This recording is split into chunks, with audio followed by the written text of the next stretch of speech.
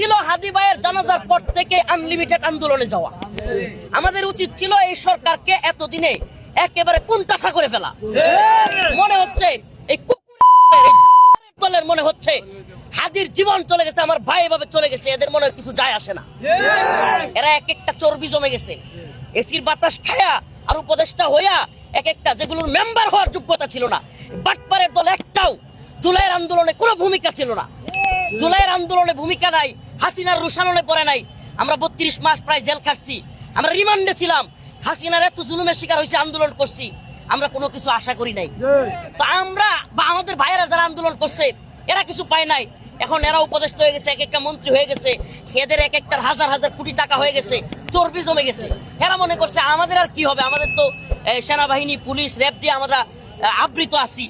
তা আমি এদেরকে বলি এই আবৃত থাকবেন না।